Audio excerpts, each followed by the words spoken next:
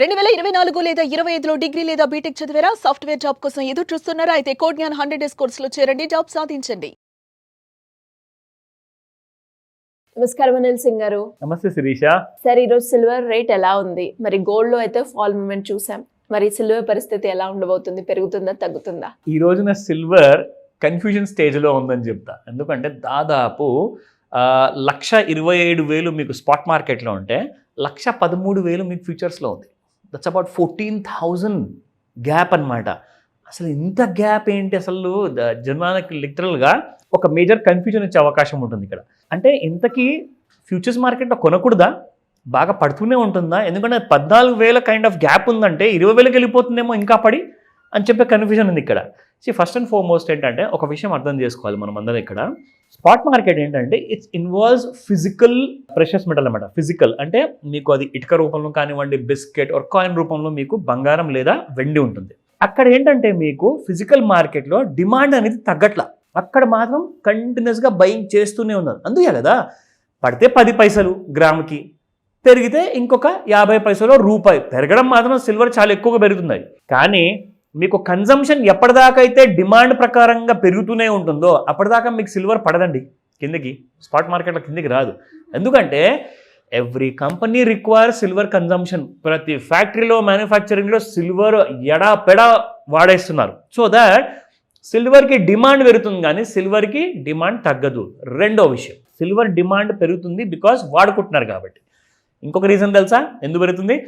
Silver ఏదైతే గనుల్లో నుంచి బయటికి వస్తుందో ఆ మైన్స్లో నుంచి, సో ఎగ్జాక్ట్లీ చెప్పాలి అంటే ఆ కైండ్ ఆఫ్ మైన్స్లో నుంచి వచ్చిన సిల్వర్ కూడా బాగా స్కేర్స్ అయిపోయింది. అంటే it is slowly getting reduced in terms of tonnage విషయంలో చూసుకుంటే. అంటే ఎంత ఎక్కువగా తీయవలసిన అవసరం ఉందో అంత ఎక్కువగా తీయలేకపోతున్నారు.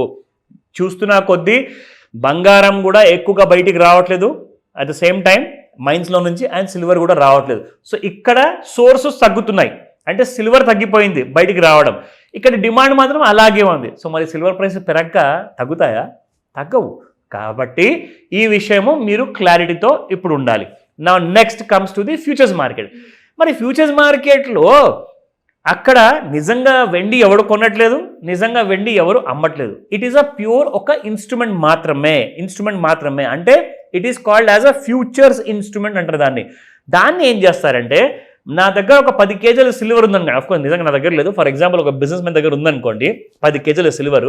రేపటి రోజున ఫ్యూచర్స్ మార్కెట్లో సిల్వర్ రేటు బాగా పడిపోతుందని చెప్పేసి నాకు ఏదో ఇన్ఫర్మేషన్ వచ్చింది అనుకోండి.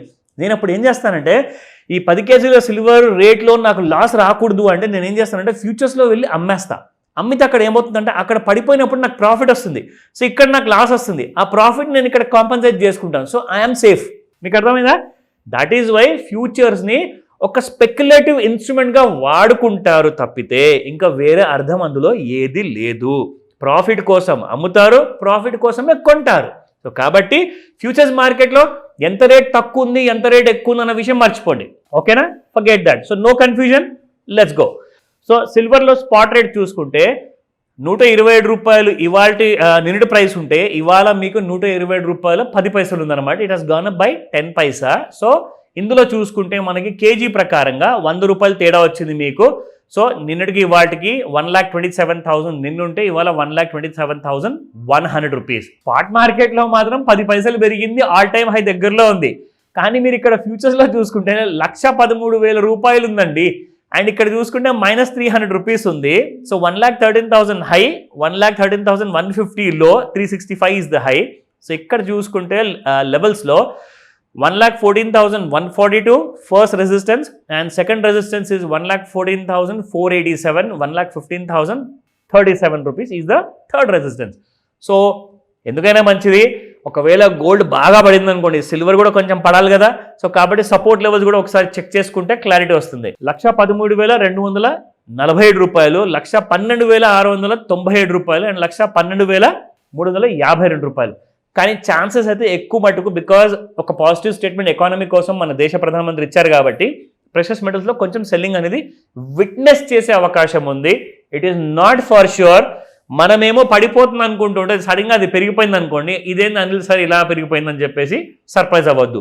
అందుకే రెసిస్టెన్స్ లెవెల్స్ ఇచ్చా, సపోర్ట్ లెవెల్స్ రెండు ఇచ్చాను. ఎందుకంటే చార్ట్స్లో మీకు పూర్తి క్లారిటీ కావాలి అంటే ఒక్కసారి మీరు ఎందుకైనా మంచిది you use this Fibonacci retracement. So clarity వచ్చేస్తుంది మనకు. ఇక్కడ ఏం తెలుస్తుందంటే శిరీష, ఎగ్జాక్ట్లీ మనం చెప్పాలి అంటే ఈ డాటెడ్ లైన్ ఏదైతే ట్రెండ్ లైన్ లాగా ఉందో కరెక్ట్గా దాని కిందికి వెళ్ళిపోవట్లేదు, దాని పైకి కూడా వెళ్ళట్లేదు, మొత్తానికి పైకి కిందికి ఉండేసి గోడ మీద పిల్లిలా ఉంది. So it is not in a confirmed stage of either bull or bear, రెండు వైపులా కూడా లేదు. సో కాబట్టి జాగ్రత్తగా ట్రేడ్ చేయండి. Silver is the most dangerous instrument, ఎందుకంటే silver is high beta and gold is low beta. So కాబట్టి సిల్వర్లో ఏ చిన్న తప్పు చేసినా మీరు బయటికి వస్తారు కనీసం ₹1,00,000 లాస్తో. ఈ విషయం మర్చిపోకండి. సో ఈ రోజే కాల్ చేయండి. ఎనీ కైండ్ ఆఫ్ గైడెన్స్ కావాలా నేను మీకు నేర్పిస్తాను.